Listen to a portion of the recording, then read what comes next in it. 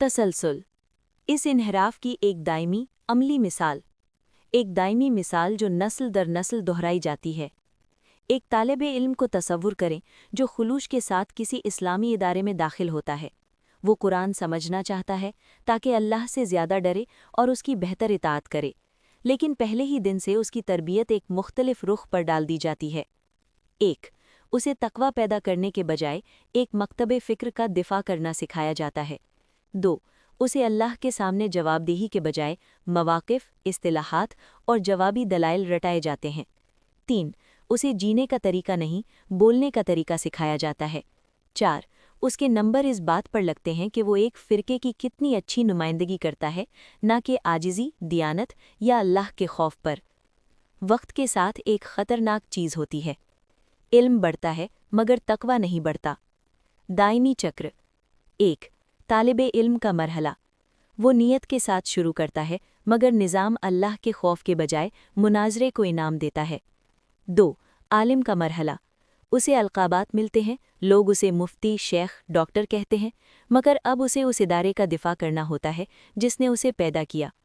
3. दिफ़ा का मरहला, हत्ता कि जब वो जानता है कि कोई बात कमज़ोर या गलत है, वो उसे नहीं कह सकता क्योंकि इससे मकतब, निसाब या उसका मकाम ख़तरे में पड़ जाएगा।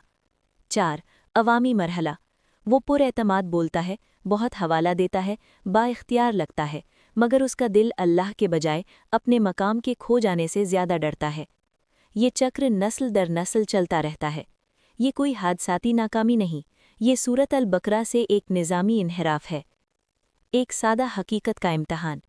एक सवाल पूछें, क्या इस इल्म ने इंसान को अल्लाह से ज़्यादा डरने वाला बनाया या अपने आप पर ज़्यादा नाज करने वाला? अगर नतीजा ये हो, तकब्बुर, फ़िरकावाराना दुश्मनी, अलक़ाबात की मोहब्बत, तनकीद का खौफ, सच के सामने खामोशी, तो चाहे जितना भी कुरान नकल किया जाए, कुरानी हिदायत गायब है। कुरान का असल मॉडल। कुरान पैदा नहीं करता पेशेवर मुनाजिर, फ़िरकावाराना दरबान, ऐसे फ़िक्री अशराफिया जो जवाबदेही से कटे हों। कुरान पैदा करता है ऐसे लोग जो जुल्म पर कांप उठें, ऐसे लोग जो अपने खिलाफ भी सच बोलें, ऐसे लोग जिनका इल्म बढ़ने के साथ अल्लाह का खौफ भी बढ़े। इसीलिए अल्लाह ने ये नहीं कहा आलिमों के लिए हिदायत, इदारों के लिए हिदायत, तालीम याफ्ता लोगों के लिए हिदायत। अल्लाह ने फरमाया तक़वा वालों के लिए हिदायत। तवीलुल मुद्दत नुकसान। जब सूरत अल बकरा आयत 2 को नज़रअंदाज किया जाता है, इस्लाम इताअत के बजाय एक नज़रिया बन जाता है, इल्म नूर के बजाय हथियार बन जाता है। आलिम बढ़ते हैं मगर हिदायत कम हो जाती है। उम्मत शोर मचाने वाली, मुनकसिम और रूहानी तौर पर कमज़ोर हो जाती है। इसीलिए लोग अहकाम जानते हैं मगर रहमत नहीं, वो मुनाजरे जानते हैं मगर दियानत नहीं, वो इख्तिलाफ़ात जानते हैं मगर आजिज़ी नहीं। वाहिद इस्लाह। इस्लाह ये नहीं नया निसाब, नया इदारा, नया लक़ब, नया तहरीक। इस्लाह आगाज़ की तरफ वापसी है, पहले तक़वा हमेशा। तभी तौहीद जिंदा रहती है, इल्म महफूज रहता है, इल्मियत खालिस रहती है, हिदायत दिलों तक पहुँचती है।